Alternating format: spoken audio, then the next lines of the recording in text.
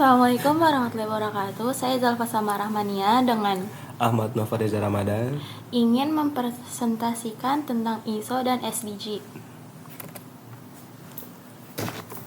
Apa itu ISO 26000? ISO 26000 merupakan panduan yang komprehensif dan efektif dalam melaksanakan CSR perusahaan secara berkelanjutan dalam jangka panjang. Manfaat penerapan panduan ISO 26000 ini bagi perusahaan antara lain: pertama, dapat peningkatan hubungan perusahaan dengan masyarakat, pemerintah, investor, supplier, konsumen, dan stakeholders lainnya. Yang kedua, peningkatan daya saing dan reputasi. Yang ketiga, peningkatan moral, komitmen, dan produktivitas karyawan, dan lain-lain. Lalu apa kaitan ISO 26000 dengan CSR? Dalam pengelolaan CSR, perusahaan haruslah menerapkan 7 prinsip dalam ISO 26000, yaitu akuntabilitas, transparansi, perilaku etis, penghormatan terhadap kepentingan stakeholders, kepatuhan terhadap hukum, penghormatan terhadap perilaku internasional, dan penghormatan terhadap hak asasi manusia. Dalam panduan ISO 26000, penerapan CSR lebih luas dari pemahaman dan penerapan CSR yang umum diterapkan oleh banyak perusahaan sekarang. 7 subjek inti ISO 26000 yaitu: yang pertama ada tata kelola perusahaan atau organizational governance. Perusahaan atau organisasi perlu memiliki tata kelola dengan mempertimbangkan kondisi sosial.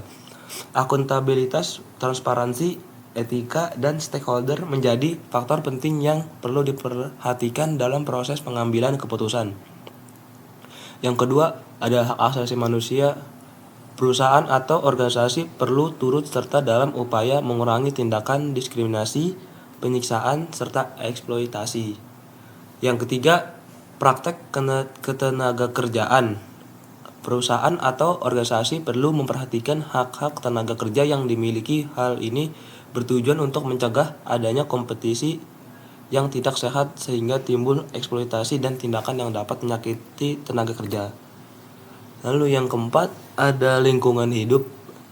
Perusahaan atau organisasi perlu mengupayakan adanya perpindahan yang pasti pada pola produksi. Yang kelima, ada konsumen.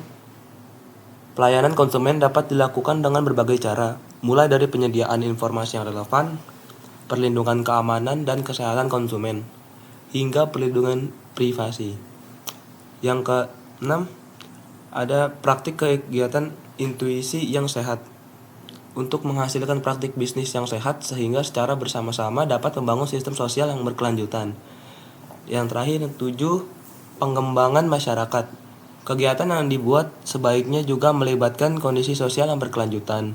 Misalnya, program yang dilakukan ditujukan untuk meningkatkan level edukasi, usaha pemberdayaan, atau kewirausahaan, sehingga nantinya akan membangkitkan kemandirian bagi masyarakat. Penerapan CSR ISO 26000 dalam pembangunan berkelanjutan. Program siar pendidikan berkualitas.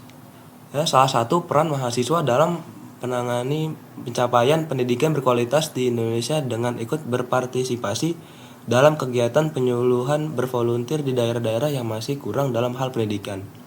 Sebagaimana kita tahu, pendidikan di Indonesia saat ini sangatlah masih kurang jika dibandingkan dengan pendidikan negara-negara lain.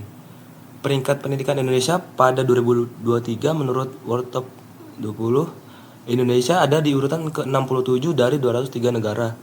Urutan Indonesia berdampingan dengan Albania di posisi ke-66 dan Serbia di peringkat ke-68. Hal itu adalah fakta Indonesia masih kurang dalam hal pendidikan. Untuk itu, Indonesia masih jauh dari kata sempurna dalam hal pendidikan berkualitas untuk Indonesia, di mana Indonesia ingin menjadi negara maju. Berikut adalah data dari 6 daerah terpencil di Indonesia dalam hal pendidikan. Yang pertama adalah Papua. Papua yang rencananya memiliki 4 provinsi dan sampai saat ini disahkan menjadi 2 provinsi, yaitu Papua dan Papua Barat, menjadi salah satu daerah terpencil di Indonesia. Daerah di Papua ini yang tergolong tertinggal adalah masalah pendidikan, di mana pendidikan di sana masih kalah dengan pendidikan di wilayah Indonesia lain. Bahkan untuk jumlah PAUD atau pendidikan anak usia dini di Papua masih sangatlah jarang keberadaannya. Yang kedua, Nusa Tenggara Barat atau NTB. NTB menjadi salah satu wilayah terpencil di Indonesia yang tertinggal dalam perkembangan pendidikan, di mana di NTB ini menjadi salah satu wilayah Indonesia bagian timur yang sampai saat ini sekitar 417.991 masyarakat di NTB mengalami masalah dalam pendidikan, yakni buta aksara. Yang ketiga, Nusa Tenggara Timur. Daerah terpencil di Indonesia yang selanjutnya masih berada di wilayah Nusa Tenggara, salah satunya adalah NTT, yang sampai saat ini di wilayah NTT masih tertinggal di pendidikannya di Indonesia. Bahkan sekitar 44,63% guru yang ada di NTT masih ijazahnya SMA. Yang keempat, Provinsi Banten. Wilayah atau daerah terpencil selanjutnya yang pertama di Pulau Jawa adalah wilayah yang ada di Banten. Wilayah ini memang masih baru terpisah dari Provinsi Jawa Barat dan merupakan daerah tertinggal pendidikannya di antara provinsi yang ada di Jawa. Ketertinggalan yang dialami Provinsi Banten salah satunya berdasarkan data yang ada 90% masyarakat Banten yang usianya 19 sampai 24 tahun tidak melanjutkan pendidikan karena keterbatasan dana. Yang kelima, Provinsi Aceh. Provinsi Aceh adalah salah satu provinsi yang terus melakukan pembangunan, baik pembangunan infrastruktur ataupun pembangunan lainnya. Akan tetapi, provinsi paling barat di Indonesia ini menjadi salah satu langganan daftar rapot merah yang pendidikan tertinggal dan wilayah-wilayah di Indonesia. Yang keenam, Provinsi Kalimantan Timur. Provinsi Kaltim adalah salah satu wilayah di Indonesia yang mengalami ketertinggalan dalam hal pendidikan. Wilayah ini memang memiliki luas daerah yang lebih besar daripada luas daerah atau provinsi di Pulau Kalimantan. Dan sampai saat inilah wilayah Kaltim terus-menerus melakukan pembangunan utamanya dalam hal pendidikan. Berikut adalah contoh sekolah yang masih kurang akan pendidikan berkualitasnya, antara lain adalah Papua dan Banten.